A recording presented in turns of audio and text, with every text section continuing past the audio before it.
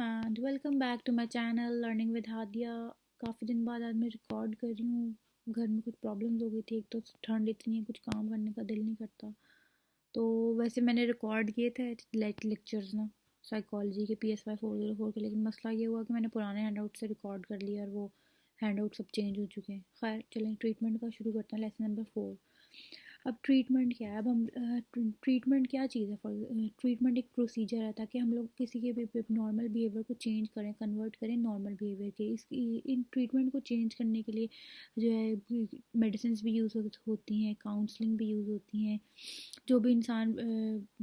जो भी इंसान सफ़र कर रहा होता है उसके ऊपर जो भी क्लिनिकल साइकोलॉजिस्ट है वो थेरेपेटिक इंटरवेंशन उस पर डालता है।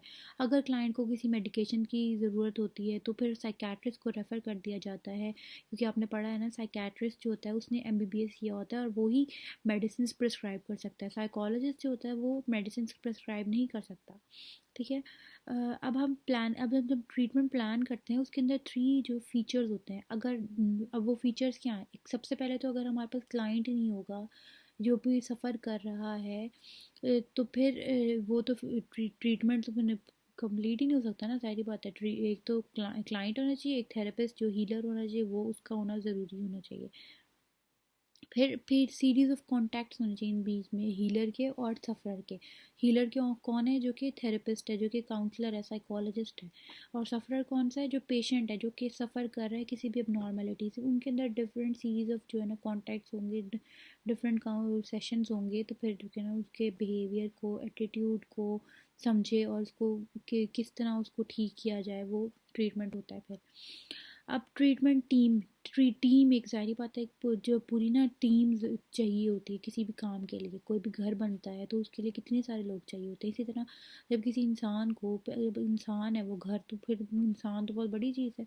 अब इंसान का अगर नॉर्मल बिहेवियर है तो अब उसको ठीक करना है तो हमें एक टीम की ज़रूरत होगी। साइकेट्रिस्ट की होगी, साइकोलॉजिस्ट की होगी, सोशल वर्कर्स की होगी, उसके घर वालों की भी होगी, हेल्पिंग स्टाफ की भी होगी, ताकि जो है ना उसकी जो प्रॉब्लम्स हैं उसको अच्छे तरीके से समझा जाए। साइकेट्रिस्ट कौन सा होता है? मेडिकल प्रोफेशनल होता है, जो कि ट्रेन डॉक्टर्स होते हैं, जो कि मेडिसिन प्रिस्क्राइब करते हैं क्लाइंट के। साइकोलॉजिस्ट क्या होता है? वो उनका जो है सेशन होता है एक दूसरे के पास, मतलब कि जो समझ लें हम लोगों को ना, साइकोलॉजिस्ट को जो है ना उनकी बातें सुननी पड़ती हैं। किसी की कोई बात उनकी सुनने, ऐसे दुखी होते हैं, कोई बात सुनने के लिए कोई नहीं होता, तो वो बस बैठ जाते हैं हमें अपने बातें सुनाने के लिए। अब हम उनको जो है ना, उनका कोई भी उनका जो मसला है उनको समझेंगे, उनको उसके मुताबिक जो है ना ठीक मतलब काउंसलिंग देंगे, डायग्नोस करेंगे उनके प्रॉब्लम को। फिर सोशल वर्कर का होता है, जो कि सोशल और फैमिलिकल जो प्रॉब्लम्स होती हैं किसी भी क्लाइंट की, उसकी जो फैमिली में इर्द गिर्द जो भी मसले चल रहे होते हैं वो देखता है। हेल्पिंग स्टाफ का होता है, जो कि साइकेट्रिस्ट नर्सेज होती हैं, जो कि साइकेट्रिस्ट के पास होती हैं नर्सेज, जो कि साइकेट्रिक पेशेंट्स का ख्याल रखती हैं, वो होती हैं हेल्पिंग स्टाफ में शामिल होती हैं। फैमिली या इन्फॉर्मेंट क्या होता है? ये बड़ा इंपॉर्टेंट रोल अदा करते हैं कि जो क्लाइंट है उसके इर्द गिर्द का माहौल बताते हैं कि क्या क्लाइंट कैसा फील कर रहा होता है, अपने इर्द गिर्द कैसे बिहेवियर होता है उसका, वो साइकोलॉजिस्ट या साइकेट्रिस्ट को बताते हैं। मोडेलिटी ऑफ ट्रीटमेंट क्या होता है? जो कि ट्रीटमेंट होता है वो treatment decision begin with assessment information. जो भी असेसमेंट आती है उसके थ्रू जो कि जो कि इनकी जो इंफॉर्मेशन को असेस किया जाता है, डायग्नोस किया जाता है, फिर ट्रीटमेंट को जो प्लानिंग है ना वो शुरू होती है। या तो नॉमेट्रिक इन्फॉर्मेशन या आइडियोग्राफिक इन्फॉर्मेशन को कंबाइन करके जो है ना ट्रीटमेंट शुरू होता है। जो थेरेपिस्ट होता है वो थियोरेटिकल, देखिए, other factors which may affect that treatment decisions are therapist theoretical orientation, current research होती है या general state of clinical knowledge होती है, जो कि डिफरेंट रिसर्चेज होती है, वो भी जो है ना ट्रीटमेंट के डिसीजन पर जो है ना असर अंदाज करती है। वो अपनी ट्रीटमेंट को उसके मुताबिक, एविडेंस के मुताबिक, उन चीज़ों के मुताबिक चेंज कर लेते हैं।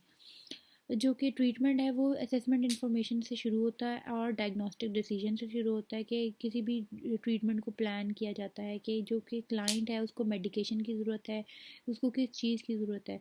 और मेडिकेशन जो होती है हर क्लाइंट के लिए ज़रूरी नहीं होती है। क्लाइंट्स नीड साइकोथेरेपी भी, इनको किसी को साइकोथेरेपी भी काम आ जाती है। वेरियस थेरेपेटिक टेक्निक्स जो होती हैं वो उनको डिफरेंट क्लाइंट्स के लिए डिफरेंट टेक्निक्स यूज़ होती हैं। Moreover some clients require a combination, लेकिन कुछ क्लाइंट्स को जो है ना दोनों का कॉम्बिनेशन चाहिए होता है, मेडिकेशन का भी और थेरेपी का भी। Following are the today's leading theories and profession with reference to psychotherapy. ये कुछ कह रहे हैं कि आजकल जो कि लीडिंग थीरीज हैं, आजकल की क्या थीरीज हैं वो हम पढ़ते हैं। सोशियो कल्चर है जो कि फोकस करती है सोशल पे और कल्चरल एस्पेक्ट्स, किसी भी क्लाइंट का जो भी प्रॉब्लम है उसके सोशल और कल्चरल की जो कि रिलेशन है, क्या इसके इर्द गिर्द इन्वायरमेंट क्या है, उस पर फोकस करती है। साइकोएनालिटिक क्या, फ्रॉडियंस एंड न्यू फ्रॉडियंस क्या है ये, ह्यूमनिस्टिक एग्जिस्टेंशियल कोग्निटिव जो कि REBT है, बिहेवियरल थेरेपी होती है, क्लासिकल होती है, operant condition and a mixture of those, ठीक है। बायोलॉजिकल जो कि फार्माकोलॉजिकल ट्रीटमेंट होता है इसमें, और ये था। और क्या कह रहे हैं, इन सब का कॉम्बिनेशन भी यूज़ हो सकता है एक डिफरेंट क्लाइंट्स के लिए। तो ये था आज का लेक्चर, मिलते हैं नेक्स्ट लेक्चर में, तब तक के लिए टेक केयर, अल्लाह हाफिज़। और मेरा चैनल सब्सक्राइब कर दें और ये वीडियो लाइक और शेयर करना मत भूलिएगा, ठीक है। थैंक यू, अल्लाह हाफिज़।